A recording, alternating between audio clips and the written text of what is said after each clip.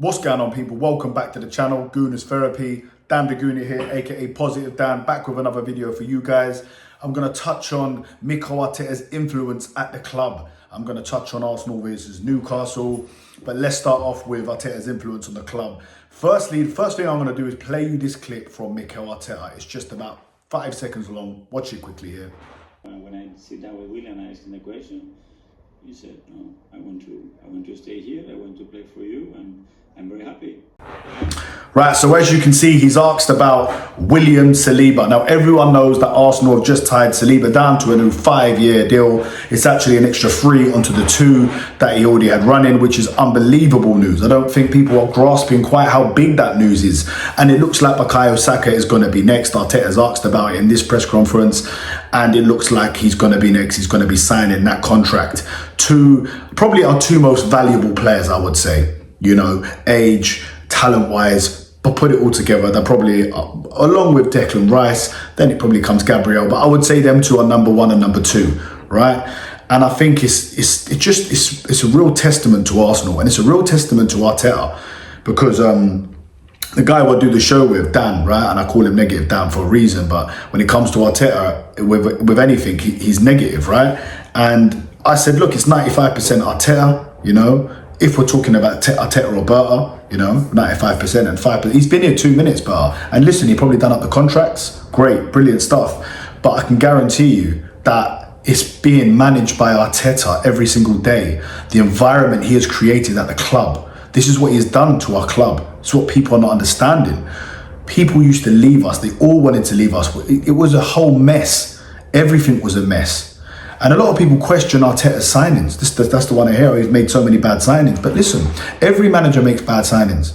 You know, Alex Ferguson signed Jemba. Arsene Wenger, Ole Gluzny. You know, we could go on and on. Now listen, Arsenal's first 11, everyone says is as good as anyone's, and we have to win the Premier League or the Champions League. But then they say, in a sentence later, they say, Arteta's bought a load of flops, loads of players are flops. And it's like, hold on a minute, but you think we've got a team ready to win the Premier League? You think we've got a team that should be winning the Champions League, or he should be sacked? So which one is it? You know, because Arteta, yes, he's made some bad signings. The likes of Fabio Vieira, the likes of Tavares, you know, a lot of them have been bad signings. There's way more than that. I'm sure everyone's going to come out in the comments with them, right? There's some that are 50-50. You're not really sure. Like Havertz, is it a good signing? I think it's a good signing, 65 million. I don't think it's a great signing, but it's not a bad signing. Gabriel Jesus and Zinchenko, people call them bad signings. They came in and took us to the next level. For about 3 seasons, they were good signings. Injuries, and we've outgrown Zinchenko. Jesus, he'd be playing right now if he was fully fit. I tell you that. They'd find a way for him in this team. But yeah, so like, listen, I just think Arteta's done well here. They asked him, you know, and Arteta said himself, you know, he said, "I want to play for you." Listen, he's working with him every single day. And also, when they asked Arteta about why he brought Saliba back the year he did, why he didn't want him there at the club, it wasn't just about his talent, right? Because everyone could see how good he was. He said he wanted him to be in the right environment. This is a key point Arteta's making. He wanted him to be in the right environment. I'm guessing that's not around certain players. Likely to be possibly Aubameyang, who was supposed to be the captain and was setting a bad example by turning that late and doing, I'm not sure what else he may have been doing. I love Aubameyang to bits, but maybe he wasn't the best captain and he wasn't the best role model to younger footballers. Pepe was probably another one. There was a little bit of a gang maybe there going on at Arsenal where players weren't setting the right examples to the youngsters. And with Saliba seemed like an impressionable young man. We all saw the silly video of him going around a few years back as well. So, you know, I think Arteta he said he wanted him to be in the right environment around the right players. This environment that Arteta has created at the club. Like I keep saying, I've watched these group of players grow together. You know, I don't know if it's maybe because I'm older now and I kind of feel that more. Not that I watched all the other players as well, of course I did, but I don't know, maybe it comes with becoming a season ticket holder. I always went to games, but not frequently. The year of Unai Emery, I became a season ticket holder, his first season, and obviously, you know, I saw all of that. It's fresh in my mind. 20,000 fans at Frankfurt, a game in the Europa League where we were, you know, that was our level in the Europa League, playing Frankfurt with half-empty stadiums. That's where we were until Mikel Arteta came in. Now look, Arteta, yes, of course he needs to win now. 7 years, if we don't win a trophy there, is too long. No matter what you've done for my club, it's too long. So this season he has to win, but let's get behind him this season. Everyone keeps saying it, so many people, oh, one more season. Well, how about no matter what happens, we get behind him? Because if, God forbid, we fall away in the league, I think this man is capable of winning the Champions League. With the way we line up against teams, we're so hard to break down. You know, if you can't score against us in these cup games, we have a chance. And listen, I'm not giving up on the league, not at all, not by a long shot. This league is far from over. Football changes very quickly. If we go to Newcastle and get a result, and Palace get a result, suddenly things are looking okay again. You know, everyone is very reactionary now in football. It's a long game. We've got still 33 games to go. You know, it's going to be a big game. But let's touch on Arsenal Newcastle. Just going to say the lineup, which I would like to see. I would love it if he went and done this. Of course, the back five picks itself. David Raya, Timber, Calafiori, Saliba, Gabriel. Then in the middle, I'd like for him to say, you know what, Zubimendi, have a little breather. Declan Rice, go back into the 6. Odegaard and Eze, because they asked him in his press conference about Odegaard, and he said that he should be fit for the game, which is good news. Odegaard, Eze and Rice, I think that would cook, man. And then obviously Saka on the right. I'd have Martinelli on the left, and Gyökeres up top. Important for Gyökeres. Hopefully he can get a goal.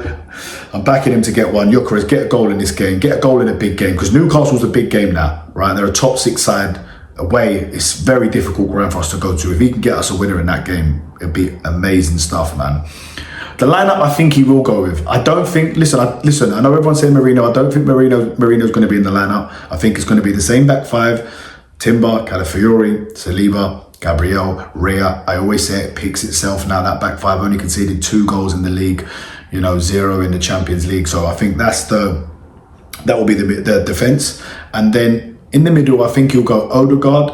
He said he's fit, so Odegaard.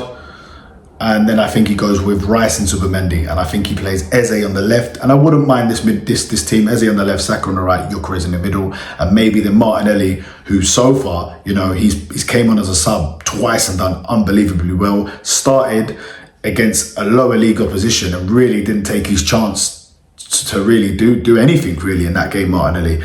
But look, tired legs, a game with Newcastle is clearly going to be a tight game. They haven't been scoring goals, but they've only conceded 3 this season. That's all they've conceded. We've conceded 2. So listen, I'm going for Arsenal to win 1-0, maybe 2-0, but it'll be a massive win. We could be 8 points behind, guys, already. Now, if we were to go 8 points behind, even me, it'd be very hard. I'm doing a live on Monday on Sunday actually. I'm going on Domestics, Catch. Check out their channel, man. Big channel, man. I'm gonna go on that and do a little thing on there with them boys, and then I'm gonna do our own live reaction straight after. So anyway, we're gonna put it all up in the notifications. But guys, look, I've been ranting on here, man, because I just had a bee in my bonnet, because a lot of people like not even giving Arteta credit where you give credit where credit's due, you know. Let me know what you guys think in the comments. But yeah, I think, listen, it's a massive weekend. I haven't asked you guys yet. Please, guys, could you just like and subscribe? We're a small little channel. If I get 1 subscriber from this video, it is a win for me, honestly, and I mean that, man. So yeah. But look, we're going live tonight as well, 9 o'clock. Me and Dan, because obviously he's going to have, you know, I'm ready for him. He's going to be ready for me. And we're going to debate this topic tonight at 9 p.m, right? 9 or 9:30, I'm waiting for him to get back to me, but we're going to put it up soon so you know what time it's going to be, and we're going to have a debate about, you know, how much influence Arteta has on these players signing up, whether it's all bar, whether it's just a mix of things. Because look, you have to want to play for Arsenal, one of the biggest clubs in the world. Go and watch the Saliba interview if you ain't seen it and see what he says. That is proper stuff. You know, I was from Paris, they all supported Barcelona, Real Madrid, PSG, but I was Arsenal, he goes. You know, I'm just watching that, I thought, yeah, you know what a man. Go on, William Saliba. But yeah, man, hopefully big performance from Arsenal this weekend. Let's get the 3 points. I'm going for Arsenal to win 2-0, and hopefully see you guys in some of the live tonight at 9 o'clock. But yeah, guys, thanks for watching, man. Big love, appreciate it, man. Peace out.